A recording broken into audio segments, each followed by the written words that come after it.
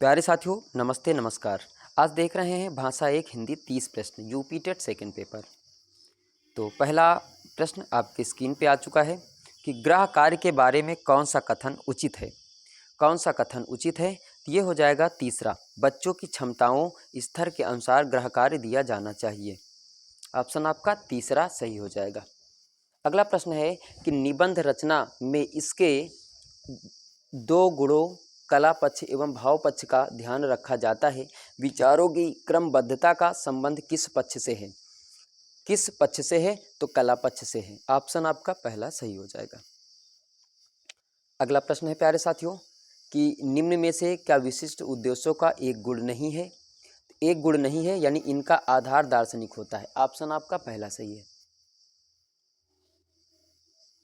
अगला प्रश्न है कि मौखिक अभिव्यक्ति में निम्नलिखित में से कौन सी विशेषता नहीं होनी चाहिए?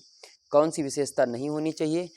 तो पादकता के लिए बनावटी बोली का प्रयोग। ऑप्शन आपका तीसरा सही हो जाएगा मित्रों।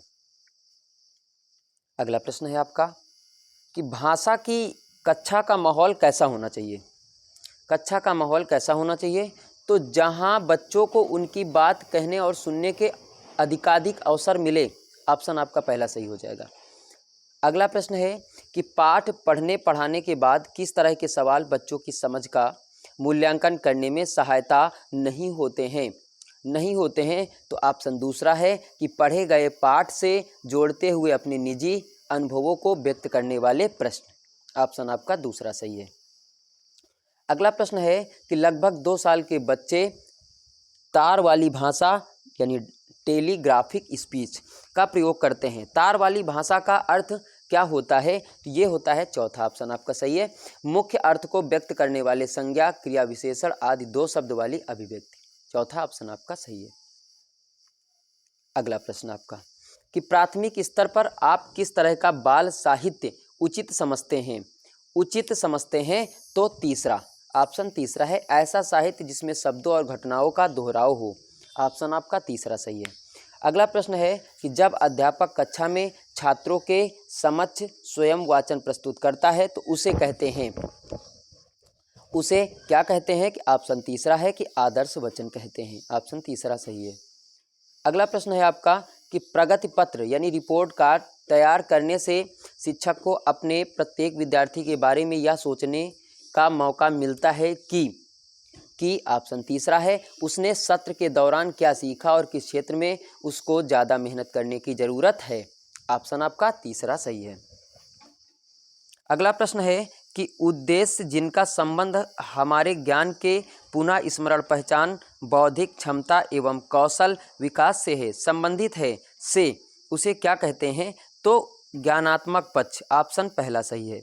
ज्ञानात्मक पक्ष ऑप्शन पहला सही है। अगला प्रश्न है कि विशिष्ट उद्देश्य संबंधित होते हैं तो किससे संबंधित होते हैं? ऑप्शन दूसरा है, विषय वस्तु से। ऑप्शन दूसरा सही है।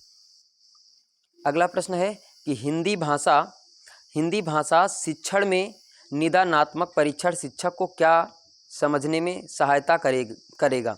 क्या सहायता करेगा? तो ऑप्शन पहला है कि हिंदी में विद्यार्थी सीखने संबंधित किन कठिनाइयों का सामना कर रहा है। पहला ऑप्शन आपका सही हो जाएगा।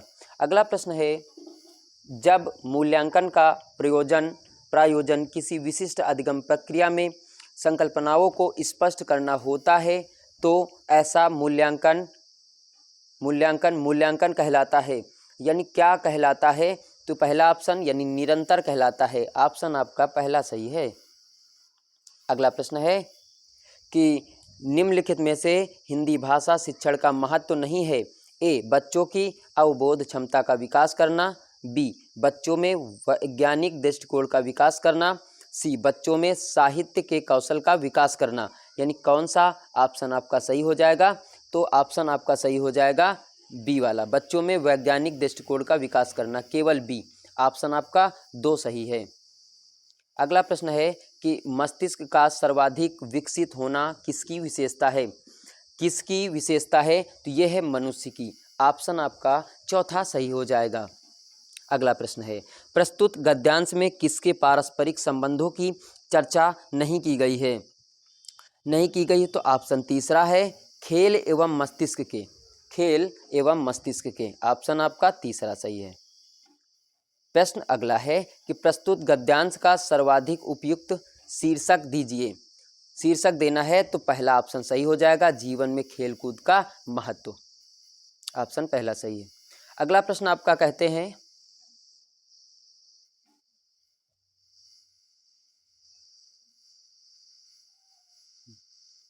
अगला प्रश्न आपका है कि प्रस्तुत गद्यांश में खेलकूद से होने वाली किस लाभ की चर्चा नहीं की गई है।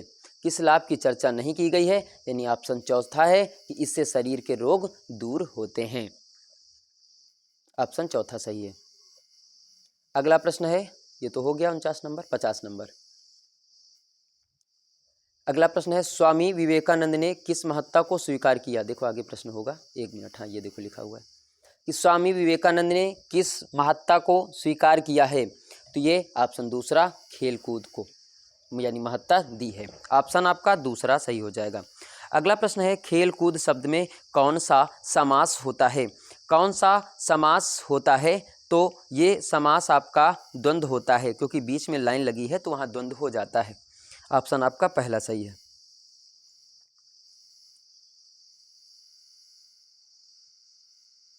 जी 52 नंबर क्वेश्चन है, पृथ्वी के वातावरण के तापमान को अनुकूल बनाए रखने में महत्वपूर्ण भूमिका निभाता है।